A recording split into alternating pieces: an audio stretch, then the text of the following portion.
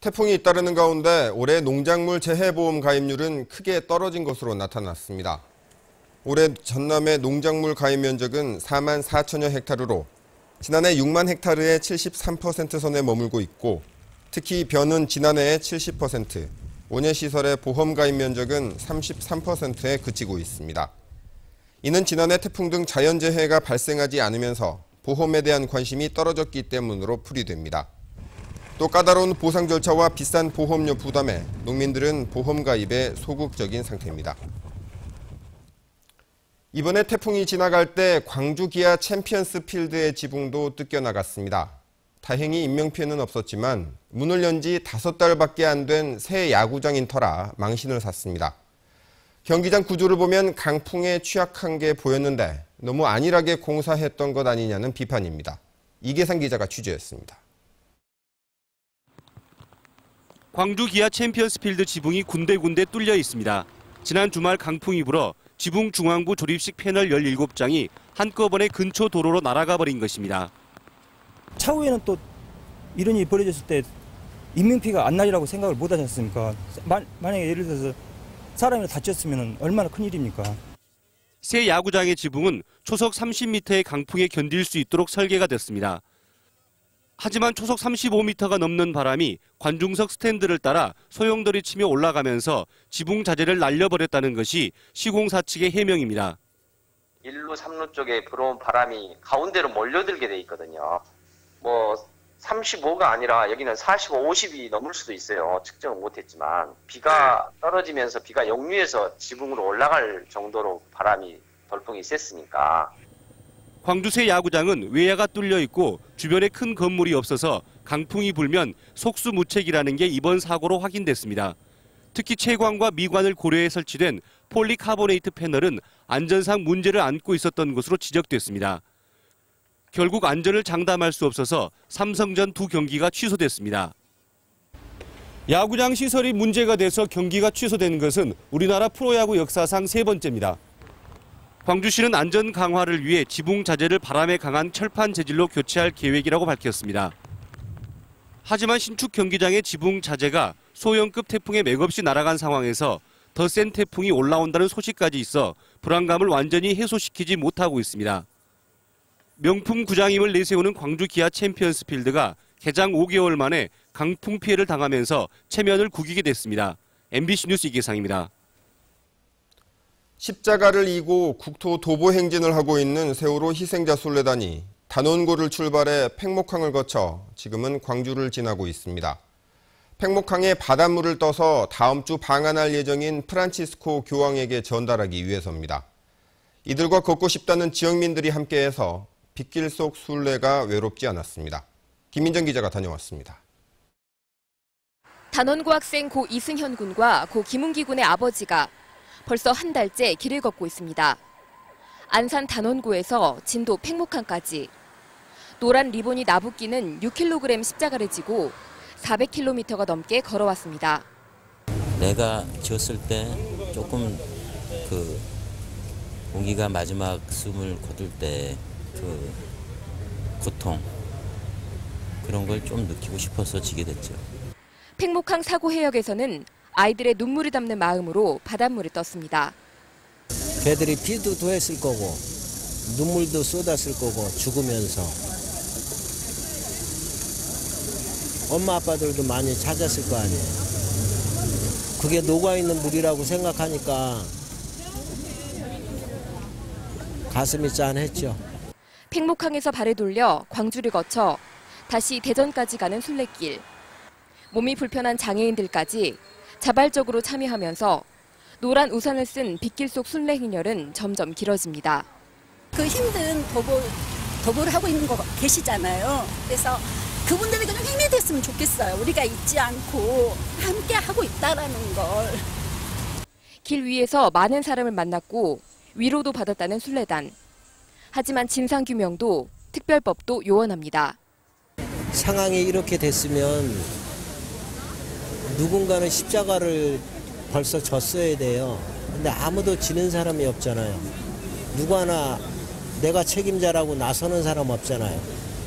오는 15일 대전에 도착하는 순례단은 2001을 지고 온 십자가와 아이들의 눈물인 바닷물을 프란치스코 교황에게 전달합니다. MBC 뉴스 김민정입니다.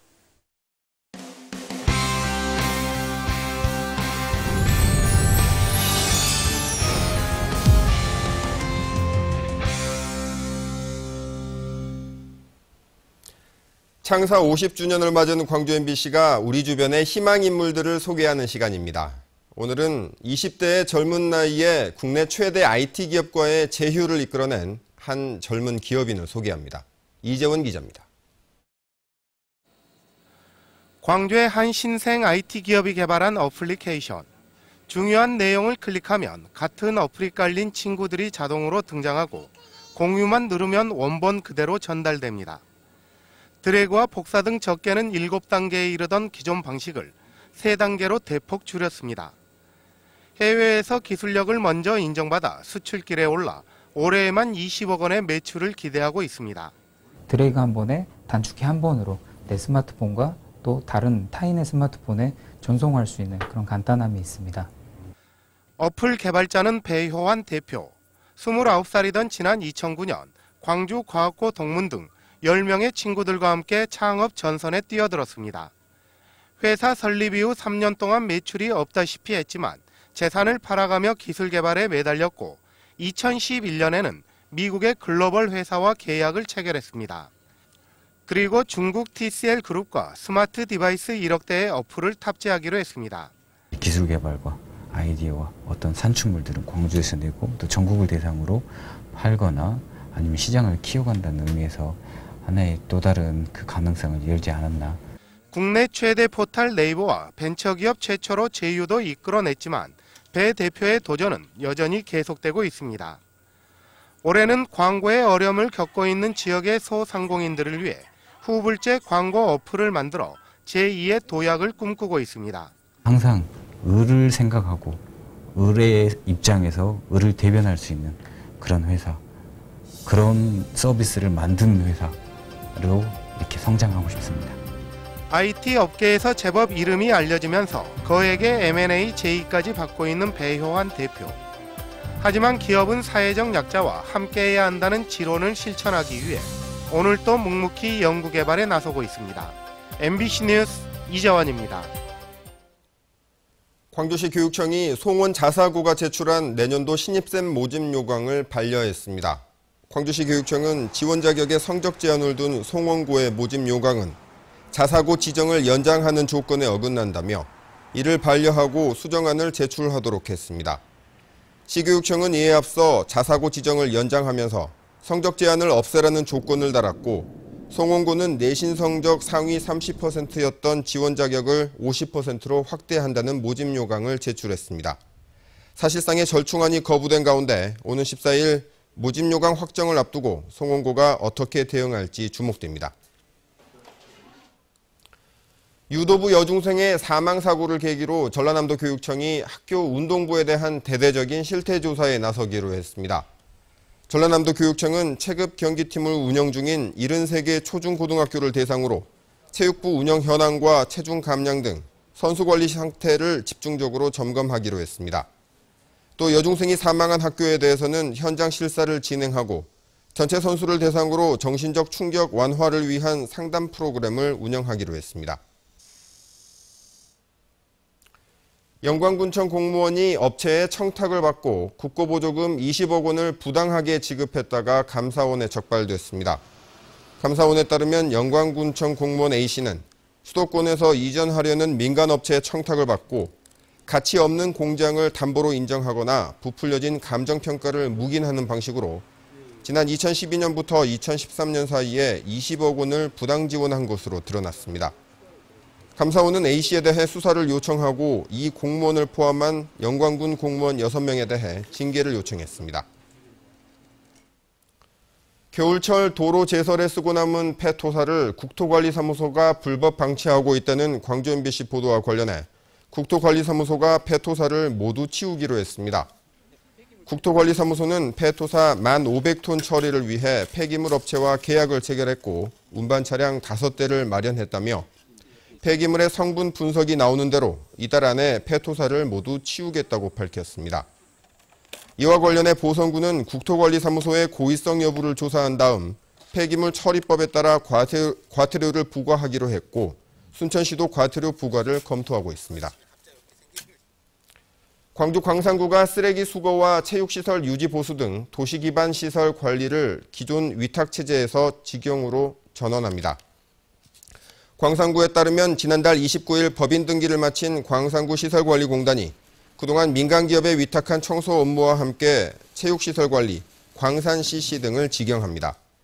쓰레기 규격 봉투와 납부 필증 공급은 직원 채용이 끝나는 10월부터 생활 폐기물 수지 분반은 수지 분석 타당성 영역 등이 마무리되는 내년 초부터 시작됩니다. 부실대학과 취업률 발표를 앞두고 지역대학들이 긴장하고 있습니다. 교육부가 재정지원 중단 대학 명단을 8월 중에 발표할 예정인 가운데 지역대학들은 혹시라도 부실대학으로 지정되지 않을까 걱정하고 있고 지난해 부실대학에 포함됐던 호남대와 동강대 등은 제한에서 풀리기를 기대하고 있습니다. 또 9월로 예정된 수시 모집을 앞두고 취업률이 발표될 예정이어서 각 대학들이 학생 모집에 미칠 영향을 가늠하며 촉각을 곤두세우고 있습니다. 태풍 나크리가 몰고 온 비로 광주 전남 지역 저수지의 저수율이 높아졌습니다.